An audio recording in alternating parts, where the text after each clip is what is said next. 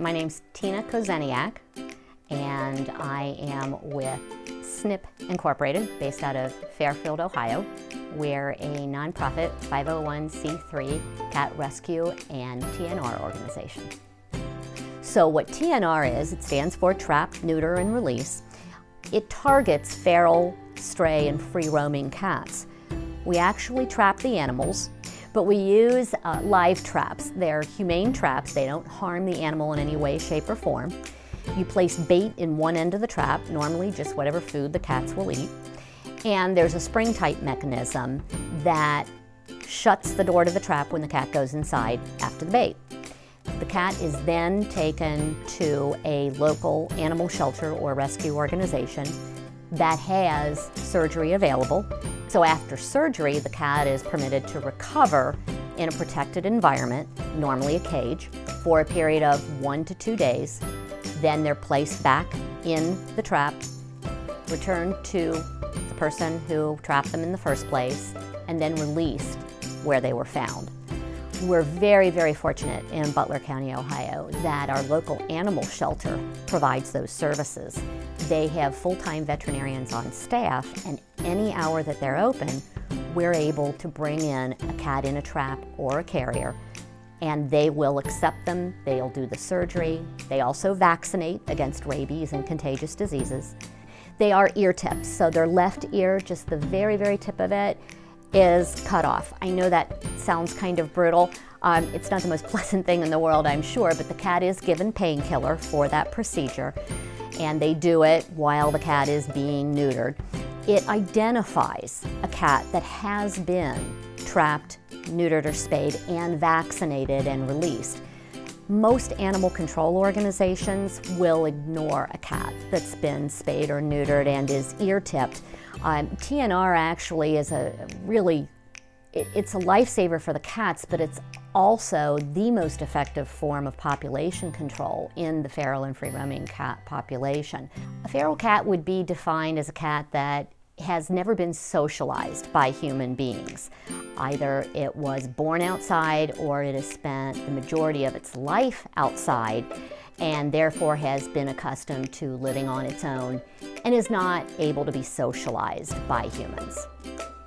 Essentially what we do initially is provide shelter and feeding stations. So a shelter, typically for a feral cat, would consist of a wood or a plastic structure that's lined with styrofoam or straw for insulation, and then covered on top.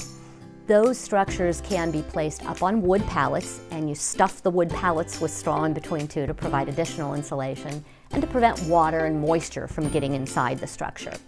A lot of times we'll even put a plastic tarp over those individual structures and maybe group 3 or 4 of them together if it's a larger colony. The idea is to keep everything dry. We work a great deal with feral cats. In 2016, we trapped, neutered, and released 431 feral cats in the local Butler County area. Nationwide, there are numbers, there's data there, and I'm going to say in the tens of millions. It's huge. The ASPCA tracks a lot of that type of information and publishes studies related to the existence of feral cats. So when you count actual ferals and free-roaming cats, which are those that would have been abandoned or would be strays, I believe the number was in the tens of millions.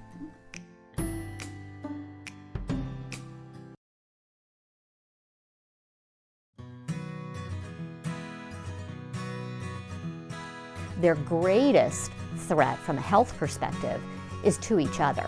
So if a feral cat is, for example, FIV positive or has feline leukemia and gives birth to a litter of kittens, those kittens are much more susceptible to be born with those diseases.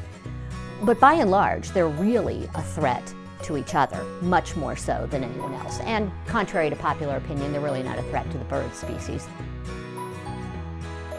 Volunteer, that's the biggest thing. Volunteer and do so compassionately. So if you happen to come across a feral cat structure or feeding station or a group of cats that doesn't seem to be being cared for, I recommend leaving a business card or a note, perhaps in a plastic bag, for the feeder, if there is one. If this is at a business, go in, talk to the business owner, ask them if they're aware that there are cats outside, and find out if there's anything you can do to help.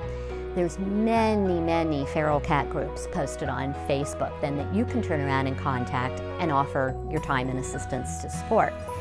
If you don't want to go that far, if you don't want to do the daily food and water routine, because that is what it takes, you know, rain or shine, 365 days a year, somebody's got to provide the food and water. But if you don't want to go that route, there's many organizations that can use your help with fundraising efforts.